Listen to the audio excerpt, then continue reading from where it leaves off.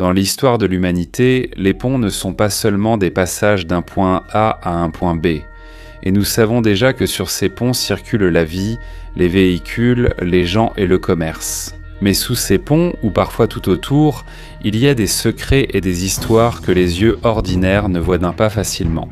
Des installations artistiques érigées pour la vie d'une communauté jusqu'aux cimetières cachés à l'ombre d'un vieux pont.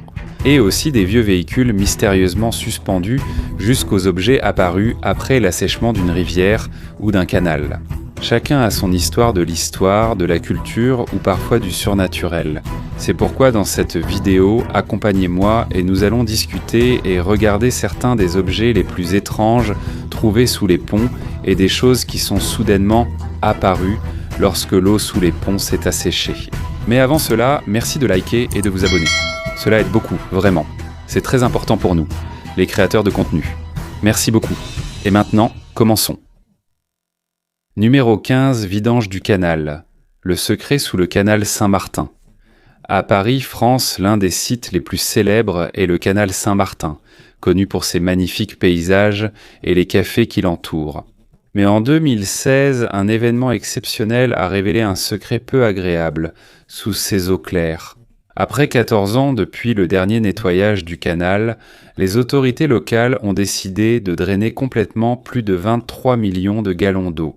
Au début, certains s'attendaient à trouver de vieux objets, des antiquités ou même des bijoux perdus. Mais à la place, environ 45 tonnes de déchets sont apparus, comprenant vélos cassés, chaises, chariots, panneaux de signalisation et même une arme à feu remise aussitôt à la police. Avant le drainage, poissons et autres créatures aquatiques ont été déplacés vers un lieu sûr pour préserver leur écosystème.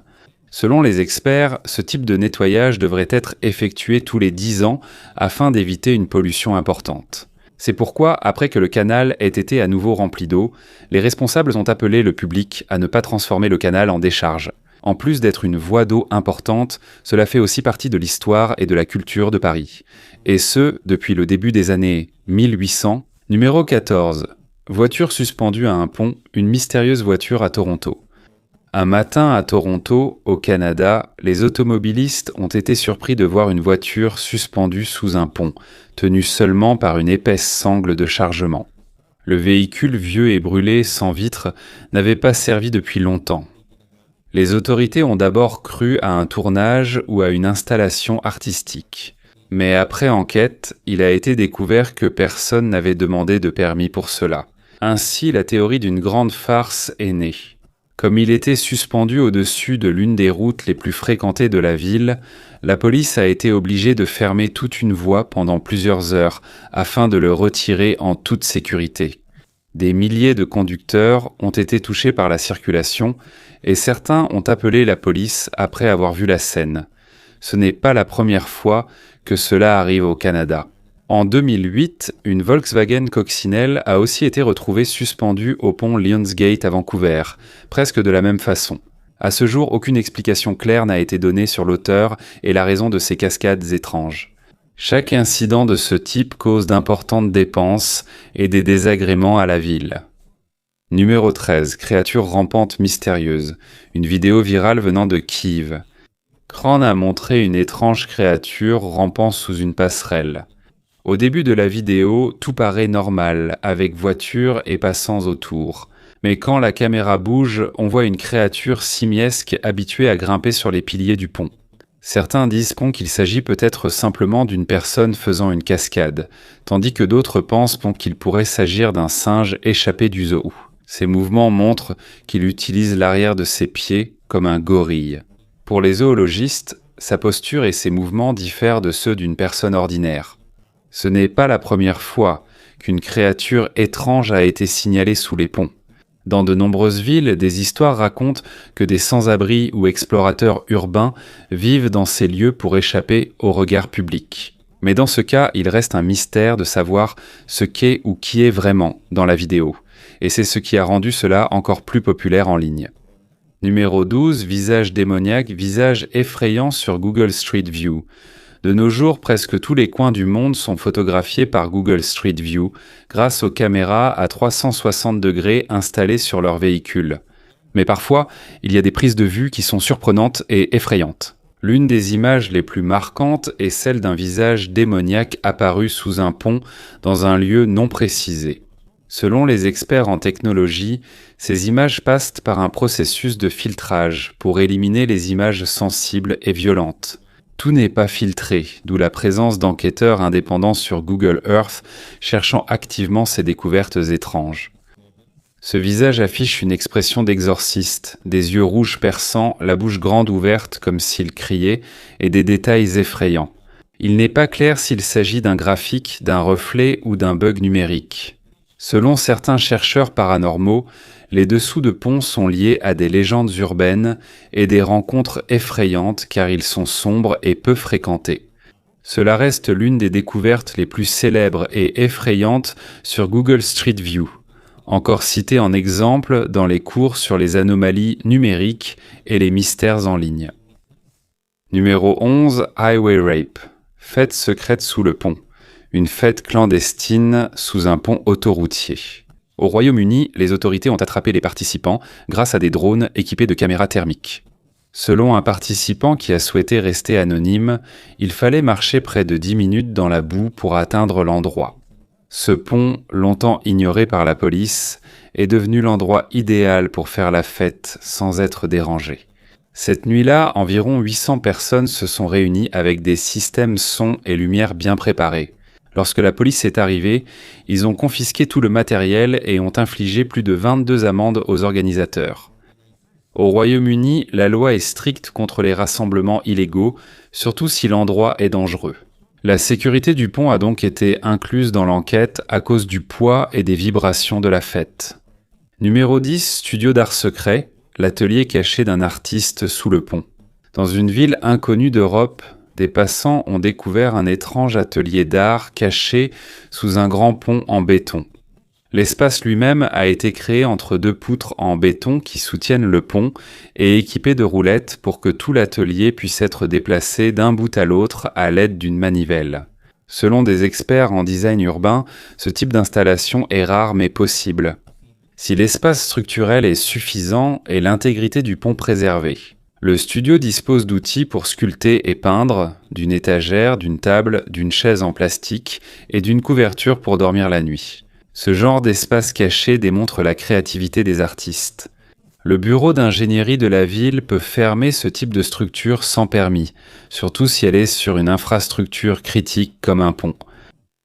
Numéro 9, le pont d'Emily semble être hanté par un fantôme dans le Vermont. Situé à Stowe, dans le Vermont, aux États-Unis, le pont d'Emily, également connu sous le nom de Gold Brook Bridge, a été construit en 1844. C'est un pont couvert en bois d'une longueur de 50 pieds et qui ne permet la circulation que sur une seule voie. Il est connu pour les légendes concernant une jeune femme nommée Emily qui se serait suicidée ici après que son fiancé ne soit pas venu à leur rendez-vous pour s'enfuir ensemble. L'histoire d'Emily figure même dans certains circuits de fantômes du Vermont et a été mentionnée dans quelques références historiques de la région.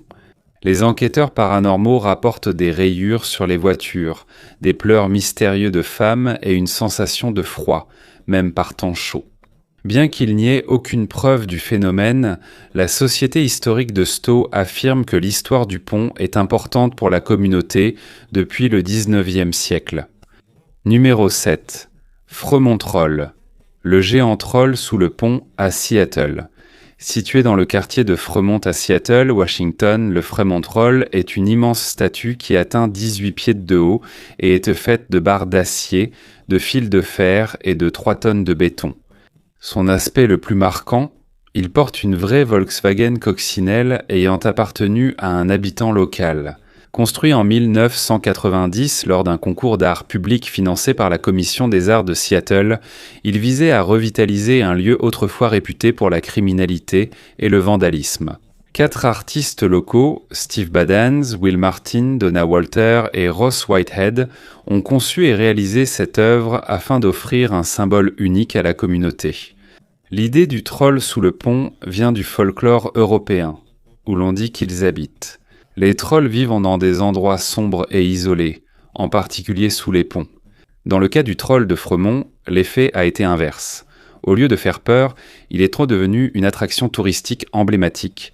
Visité par plus de 50 000 personnes chaque année, il fait également partie des circuits de pédestres officiels de Seattle et il est apparu plusieurs fois dans des films et des émissions de télévision comme « 10 bonnes raisons de te larguer ».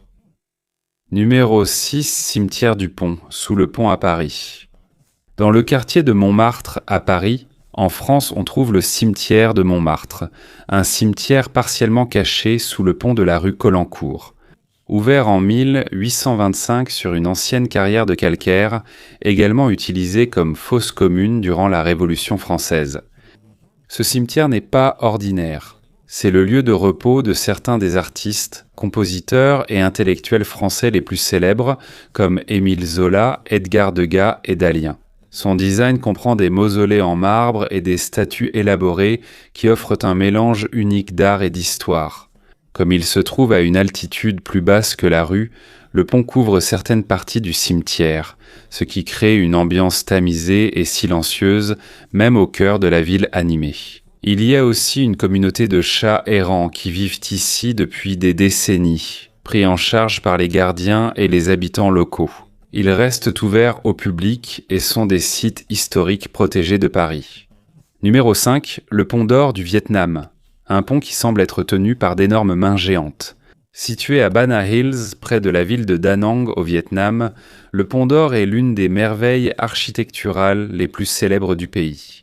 Inauguré en juin 2018, il est vite devenu viral pour son design unique. Cette passerelle piétonne paraît soutenue par 2 immenses mains de pierre. Le pont, long de près de 1500 pieds et situé à 5000 pieds d'altitude, offre une vue panoramique sur les environs, notamment les montagnes Truong Son. Conçu par Thea Landscape Architecture, un cabinet vietnamien, il s'inscrit dans le grand projet de réaménagement de la zone de villégiature de Na Hills. Les mains sont faites en treillis d'acier recouverts de fibres de verre et peintes pour ressembler à de la vieille pierre. Ainsi, même de près, elles ressemblent à une véritable formation naturelle. Selon le ministère vietnamien du Tourisme, depuis son ouverture, plus de 3 millions de visiteurs s'y rendent chaque année. Le Golden Bridge a été construit pour être une attraction touristique et offrir un chemin piéton reliant la station du téléphérique au jardin de Bana Hills. Numéro 4, le pont du Diable.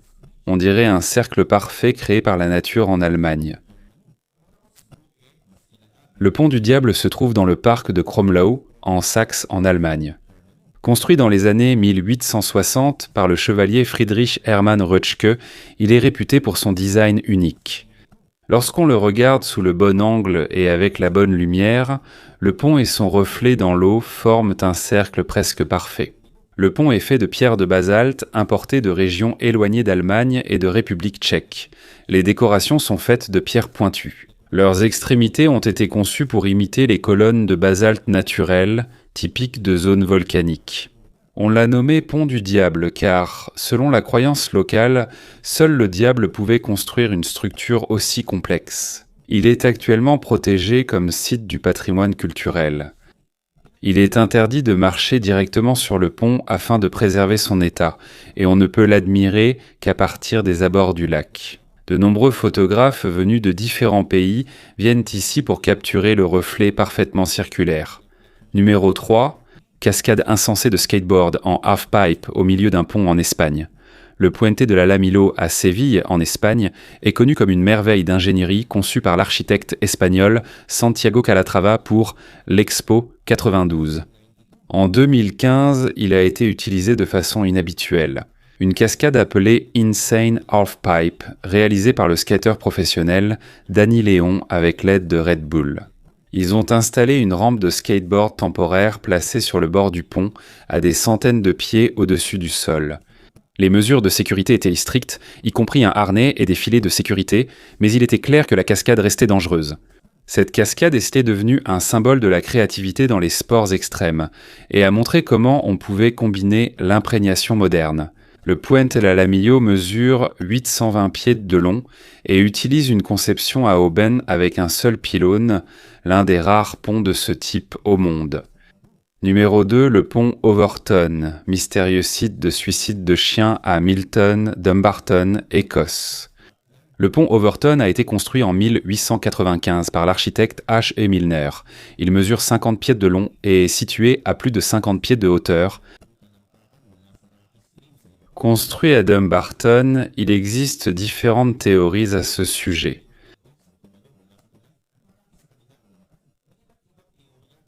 Selon le spécialiste du comportement animal, le Dr David Sands, les chiens pourraient être attirés par l'odeur des visons nombreux dans la région. En raison de la conception du pont et de ses hauts parapets en pierre, ils ne voyaient pas la hauteur. Certains habitants croient à une cause surnaturelle, citant des histoires de fantômes venant de la maison Overtown près du pont. Des panneaux avertissent toujours les propriétaires de chiens de ne pas s'approcher du bord du pont. Numéro 1. Ingénierie de pont flottant à Seattle, États-Unis. L'un des ponts flottants les plus emblématiques au monde est l'Evergreen Point Floating Bridge, ou le pont SR 520. À Seattle, Washington, inauguré en 1963, il a été remplacé par une version moderne en avril 2016. Il mesure 7710 pieds de long. Selon le Guinness World Records, c'est le plus long pont flottant du monde.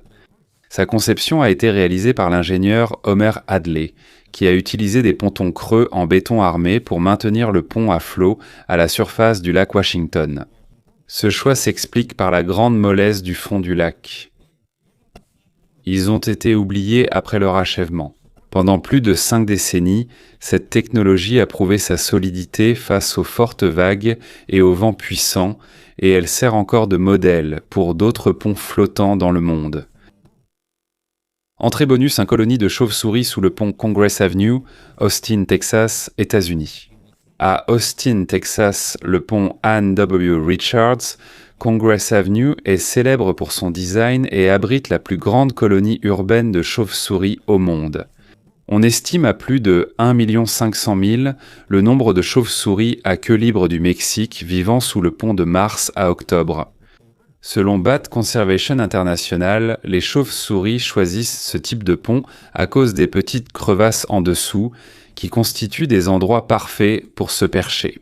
Chaque nuit, elles s'envolent pour chercher de la nourriture, principalement des insectes, et on estime qu'elles consomment plus de 20 000 livres d'insectes chaque nuit. C'est une grande aide pour le contrôle des nuisibles dans la ville. Aujourd'hui, c'est une attraction touristique qui attire des milliers de personnes venues voir le spectacle impressionnant de la sortie des chauves-souris. Entrée bonus 2. Pont fantôme, Shoal Creek, Florence, Alabama, États-Unis. Cet ancien pont ferroviaire est l'un des ponts hantés les plus célèbres d'Amérique. Bien que la plupart de ses anciennes parties aient été retirées, certaines sections piétonnes restent ouvertes au public. On l'appelle le pont fantôme à cause des histoires de fantômes et des bruits étranges la nuit. Selon les archives, ce lieu fut le théâtre de plusieurs escarmouches durant la guerre civile et de pendaisons extrajudiciaires signalées au début des années 1900. De nombreux enquêteurs paranormaux ont visité cet endroit et enregistré des voix électroniques, des sons TP et des baisses de température inexpliquées. Bien qu'il n'y ait aucune preuve scientifique, cela reste une partie du folklore local et c'est l'une des destinations les plus populaires pour les visites de fantômes en Alabama. Entrée bonus 4. Les ponts vivants de Racine, pont vivant à Meghalaya, Inde. Dans la partie nord-est de l'Inde, en particulier dans l'état de Meghalaya, connu sous le nom de demeure des nuages, on trouve l'un des types de ponts les plus uniques. Ce qu'on appelle les ponts vivants de racines sont faits à partir des racines vivantes du Ficus elastica ou arbre à caoutchouc indien. Ces arbres produisent donc naturellement de longues racines aériennes solides et flexibles. Ici, les tribus Khasi et Jaintaya ont pour tradition de guider et d'ajuster la croissance des racines. Ils utilisent le bambou et le bois comme support temporaire pour guider la racine jusqu'à ce qu'elle traverse vers l'autre rive de la rivière ou le ravin. Cela prend du temps. Il faut souvent 20 à 30 ans pour que ce soit totalement formé et devienne un passage sûr. Une fois complètement formés, ces ponts deviennent extrêmement solides. Certains récits évoquent des êtres dépassant 500 ans et se renforçant tant que l'arbre vit. Parce qu'ils sont faits de matériaux naturels qui continuent de croître et de se façonner eux-mêmes, ils ne sont pas facilement endommagés par les inondations ou les tempêtes. Actuellement, L'UNESCO reconnaît les ponts vivants de Racine comme un exemple important du patrimoine culturel immatériel de l'Inde. C'est aussi une destination majeure pour les écotouristes et les randonneurs aventureux venant de différentes parties du monde. Le pont du village de Nongriat est célèbre pour son pont de Racine à 3 étages, l'un des rares au monde avec ce design. Entrée bonus 5 Kapelle Brücke. Kapelle Brücke, Kapelle Brücke, Kapelle. Dans la ville de Lucerne, en Suisse, se dresse l'un des ponts historiques les plus emblématiques et les mieux protégés d'Europe, le Kapelle Brücke ou pont de la Chapelle. Construit en 1434 pour défendre la ville contre les envahisseurs. À l'époque, il faisait partie d'une ligne de défense stratégique reliant la Wassertherme ou Tour de l'eau, une tour médiévale octogonale utilisée comme tour de guet, prison et trésorerie. C'est la passerelle des présidents. À l'origine, elle mesurait 204 mètres de long, ce qui en faisait le plus long pont, couvert en bois, de toute l'Europe à cette époque. Cependant, en août 1993, un terrible incendie a détruit près des 2/3 du pont. On pense que l'incendie a commencé à cause d'un mégot de cigarette tombé des passants sur le pont. Lors de cet incident, plus de 80 œuvres des peintures intérieures du pont ont aussi été détruites. Ces peintures, réalisées par le peintre Hans Heinrich Wegmann au XVIIe siècle, illustrent des scènes importantes de l'histoire de Lucerne et de la Suisse. Elles comprennent des scènes de la bataille de Sempach et des thèmes religieux. Après l'incendie, le gouvernement local a lancé un vaste projet de restauration pour redonner au Kapellbrücke son apparence d'origine. Ils ont utilisé le même type de bois et un design médiéval afin de préserver l'authenticité de la structure. Aujourd'hui, il ne reste plus que 170 mètres de la longueur originale du pont, mais il continue d'être utilisé quotidiennement par les piétons. En plus d'être un passage, c'est un site culturel emblématique et une attraction touristique majeure visitée par des millions de touristes chaque année.